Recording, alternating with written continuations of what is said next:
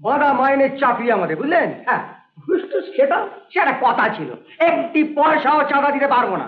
আগেই আটকাচ্ছেন কেন? আগে উনি কেসটা দেখুন, বুঝুন যে হাসপাতালের মাগনা ওষুধে সারবে কি বাইরে থেকে ওষুধ কিনে চালাতে হবে, তবেই তো চাঁদা। তাহলে আগে থাকতে চিৎকার করছেন দেখুন না।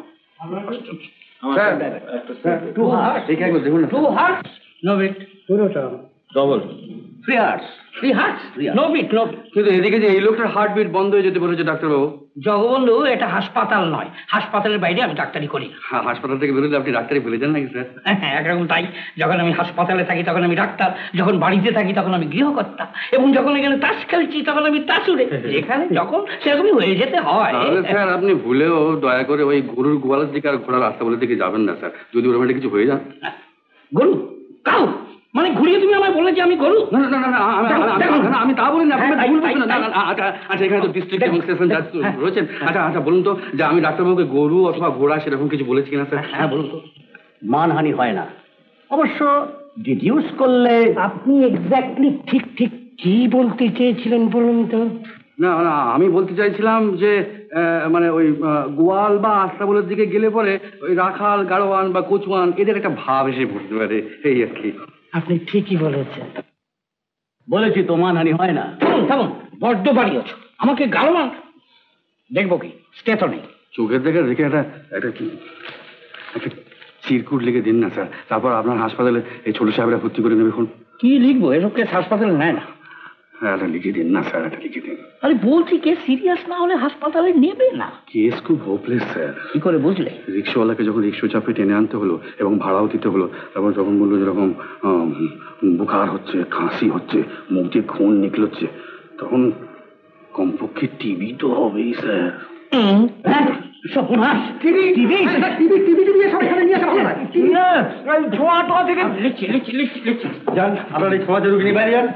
আমার ভালো নাম করুণাময়, তাই সবাই ভাবেন যে আমি করুণাময়। ডাকলাম জগবন্ধু, আমি ভাবি আমি জগতের বন্ধু, মানে মানে সবাইয়ের বন্ধু। আর আপনাদের মতো সাহেবরা ডাকেন মিস্টার পটপ ব্যাল বলে। হ্যাঁ, ভাবেন আমি ব্যাট বল, মানে তাদের হাতের খেলার সামগ্রী, এই আর। না, কেউ তোমাকে ব্যাট বল ভাবে না মিস্টার পটপ ব্যাল, তুমি বরং আমাদের নিয়ে ব্যাট বল খেলছো। নাও ধরো, লোপো। ভীষণ সাহুবাবু, আপনার সঙ্গে আমার দরকার ছিল। ওই অনাথ আশ্রমের যে আপনি যে প্রেসিডেন্ট হয়েছেন, তার প্রথম মিটিংটা একটা ব্যবস্থা করতে হয়। আর উকিল বাবু, সেই নিয়ম কানুনগুলো কি হবে? ওই আর্টিকেল আর মেমোরেন্ডাম অ্যাসোসিয়েশনের খসড়া তৈরি আছে, একটা মিটিং করে পাস করে বেশিক্ষণ এখানে থাকলে মিটিং করতে হবে না, আমি মরবো আর আমার পুরো ফ্যামিলি অনাথ হয়ে আমাদের এই প্রপোজড অনাথ আশ্রমে গিয়ে ঢুকবে। না, অনাথের আমার দরকার নেই, অনাথের লিস্ট আমার কমপ্লিট হয়ে গেছে, এই দেখুন না। এখন সরান তো এই 6 জন রোগীকে, নাহলে ওই রোগীকে সবাই মারা পড়বো আমরা। হ্যাঁ, ঠিক কথা। এই স্টোর ক্লার্ককে মজুমদার। কেন মজুমদার? মানে আমাদের মজুমদার। হ্যাঁ, ঠিক আছে। আরে সবই তো আপনার ঠিক আছে মশাই। কি ঠিক আছে কি? সেটা স্যার কালকে জানতে পারবেন। এরপর আমি দেবো না, কুকুরের সাপ দিয়ে আমি দেই।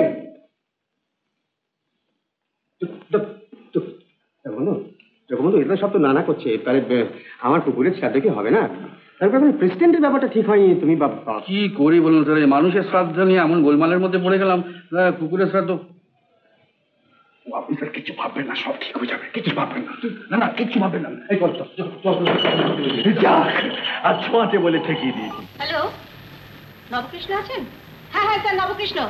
হ্যাঁ, দয়া করে লাইনটা দিন না। আমি সুলতা নন্দী বলছি, আকাশ কুসুম থেকে। হ্যাঁ, নাম বলেই চিনতে পারবেন। কুলতা নন্দী, আকাশ কুসুম, তোকে যাই। মানে আর কি, আমি বলছি স্যার নবকৃষ্ণ নেই। কি বললেন? নেই? সে কি নেই মানে? নেই নিরুদ্দেশ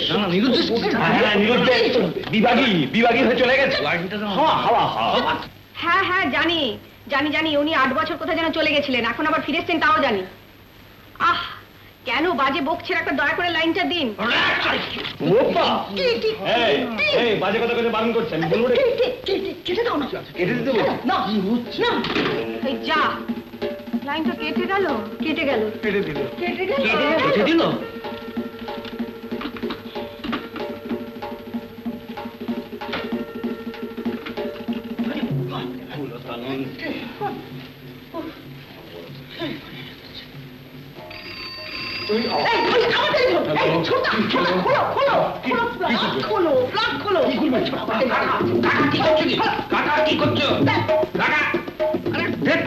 আচ্ছা কি হচ্ছে কি, তোমরা আমাকে কি পেয়েছোটা কি? এটা কেন বারবার আমাকে টেলিফোন করছে? আমার জানা দরকার তো কি সীমা? জানবার কিচ্ছু নেই, একাটি নোটিশ দিয়েছে, ছেড়ে দিতে হবে, তাই তোকে চাচ্ছি। না না না, কিছুতেই তোকে টেলিফোন দেবো না, কিছুতেই তোকে টেলিফোন দেবো না, কেননা তো আবার তোকে ভুলিয়ে বলি সব ঠকিয়ে নেবে। কিন্তু এই বিনা সুলতা এরা কারা, আমার চেনা দরকার তো। না, তোমার চেনার দরকার নেই, অত বেশি চিনি চিনি করো না তো, চিনির আজকাল প্রচুর দাম। একবার চিনে তো সব দাম খারাপ করে নিরুদ্দেশ হয়ে গেছিলি বাবা। বেশ করেছিলাম, আমার ভালো লাগেনি তাই আমি চলে গেছি। না কিন্তু কেন ভালো লাগেনি, কেন ভালো লাগেনি ব্যাপারটা বোঝ। তোকে ভালোবাসার ভান করে তোকে ঠকিয়েছিল বলেই না, তোর মনে দুঃখ দিয়েছিল বলেই না। এখন আর সেটি হবে না। না রবে না, এখন তোকে আমরা শক্ত করে বেঁধে ফেলেছি। তুই বাড়ি থেকে বেরোতে পারবি না, তুই টেলিফোন ছুতে পারবি না, তুই কোনো মেয়ে ছেলের সঙ্গে মিশতে পারবি না, ডাক্তারের হুকুম। আচ্ছা কাকা, হ্যাঁ ও কাকা, বল না। কাকা গো, এরকম ভাবে কোনো মানুষ বাঁচতে পারে? কেন পারবে না, কেন পারবে? কেন পারবে না? হ্যাঁ। তুই আমাদের দেখে সে। হ্যাঁ হ্যাঁ ঠিক স্যার, এই দেখ না, এই তো চিরকুমারী, একেবারে কুমারী। কুমার। আমরা কি কাউকে বিয়ে করতে যাচ্ছি? কাউকে না। আমরা কি কাউকে ভালোবাসতে যাচ্ছি? কাউকেই না। আমরা কি তোর মতন সম্পত্তি নয়ছয় করছি? ঘরে চুলোয় বিষয় সম্পত্তি আমার যা খুশি হয় তাই করবো, সব পাগলের গেম। পাগল পাগল, ঠাকুরের ডিম। ওই টেলিফোনের ছুরিগুলো ওর মাথা আরো বেশি করে দিয়ে দিয়েছে।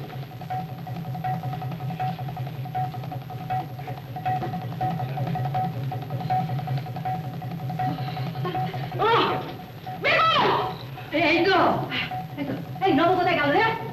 ঠিক ওই গুলো ভয় গিয়ে ঢুকলেন।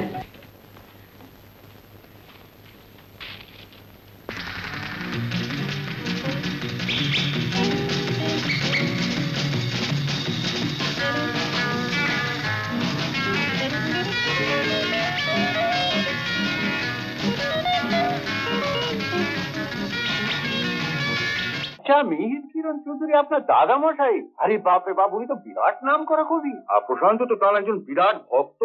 এই সেদিনও কি যেন একটা বই পড়ছিল, কি যেন বইটা পড়ছিল? হ্যাঁ মানে আমি তো সব বই পড়েছি। তুই কোন বইটার কথা বলছিস বলতো? আরে বাবা ওই তো ওই রাজপথে আসবার আগে যে বইটা পড়ছিলি, কি নামটা বল না? ও রুদ্রাবৃত বেদনা, ওটাই তো দাদুর লেটেস্ট সিরিজ। হ্যাঁ হ্যাঁ, রৌদ্র বেদনা। একদিকে যেমন রৌদ্রের জ্বালা, অন্যদিকে বেদনার ঘনঘোর ঘটা।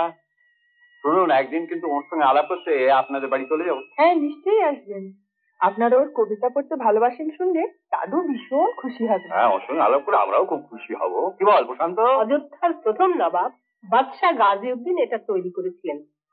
তার 3 জন বেগমের কবরের উপরে এই শাহনাজাব গড়ে উঠেছে। বুঝতে পেরেছো, আমাদেরও সঙ্গে সঙ্গে কবর হচ্ছে। হ্যাঁ কি বললে? ও একটা ভালো কথা, কলকাতা থেকে রিজার্ভেশনে কি হলো? হ্যাঁ প্রশান্ত, লাকিলি পরশু 6 জনের রিজার্ভেশন একসঙ্গে পাওয়া গেল। লাকিলি ফাকিলি কিছু নয়, অনেক চেষ্টা করে জিনিসটা করা গেল, ওই আর কি। এ করে হোক বাবা, পাওয়া তো গেছে। হ্যাঁ আমি যাই ওদের বলে আসি। বলে আর এটা কি হলো? কেন একদিকে রৌদ্রের প্রখর জাল আর অন্যদিকে বেদনার ঘোর ঘন ঘটার মধ্যে দিয়ে ঘটনাটা যেদিকে এগুচ্ছে সেদিকে আরেকটা এগিয়ে হলো বন্ধু। কোন দিকে যাবি, ওদিকে না এদিকে?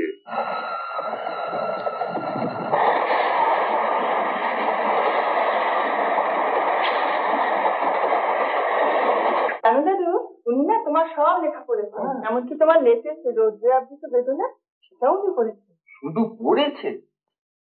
কি বলছেন আপনি? আপনার সমস্ত কবিতা ওর মুখস্থ। আর ওই যে সেদিনটা কি শোনাচ্ছিলি বলতো? ওই যে পোর্শনটা তোর খুব ভালো লাগে, আর বল না। তাই নাকি? বলো তো। আমার তো আপনার ওই স্ট্যান্ডটা খুব ভালো লাগে। কোনটা?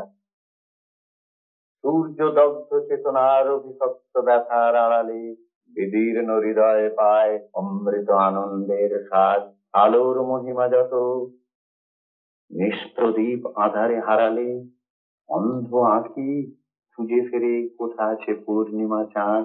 বেদনায় আছে সুখ, তৃপ্তি আর আনন্দ আছে, দুঃখ ব্যথা প্রিয়তায় চিরদিনই মানুষের কাছে। যতদিন সভ্যতা আছে কবিতা আর মৃত্যু নেই। ভেবেছিলাম আমরা বুঝি শেষ হয়ে গেছি, কিন্তু না, দেখছি কারু না কারুর মনে আমরা আজও বেঁচে আছি। হ্যাঁ হ্যাঁ, চলো ভাইয়া, এত নতুন কবিতা লিখেছি, তোমার নিশ্চয়ই ভালো লাগে। এসো, শুনবে, এসো।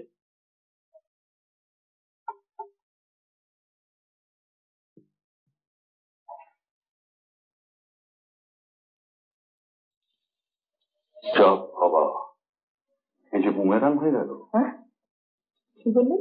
হ্যাঁ প্রশান্ত বাবু বাংলা সাহিত্য খুব ভালোবাসেন না? হ্যাঁ, তাই তো প্রমাণ করে দিয়ে গেল। সেদিন কথা দিতে পারে এলেন না? আসছেন আমাকে তো ওই রাস্তায় আটকে গেলাম। কেন প্রশান্ত আসেন? হ্যাঁ, তারা এসেছিলেন। বসুন না। হ্যাঁ, ওই তো শুনলাম যে রাস্তায় একটি ছেলে নাকি গাড়ি চাপা পড়েছিল। তা তাকে নিয়ে আপনার হাসপাতালে দৌড়বার কি ছিল? না আমার অবশ্য দৌড়বার কিছুই ছিল না, তবে একটা ছেলেকে দেখলাম যে রক্তাক্ত অবস্থায় রাস্তার মাঝখানে ছটফট করছে। ভাবছিলাম যে ছেলেটা বাঁচবে কি মরবে, এই ভাবতে ভাবতেই শেষ পর্যন্ত হাসপাতালে পৌঁছে গেলাম। তা বাঁচতো না মারা গেল? না, বাঁচলো, কিন্তু আমার হাতে এলে আমি ওকে ঠিক মেরে ফেলতাম।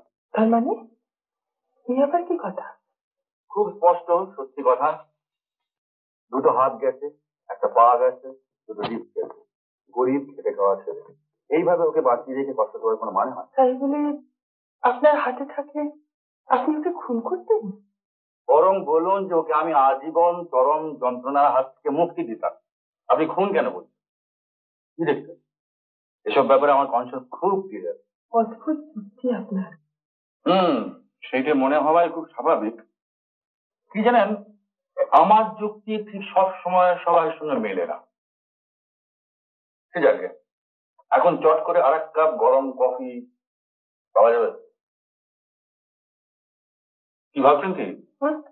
না কিছু না, আপনি বসুন, আমি আসছি।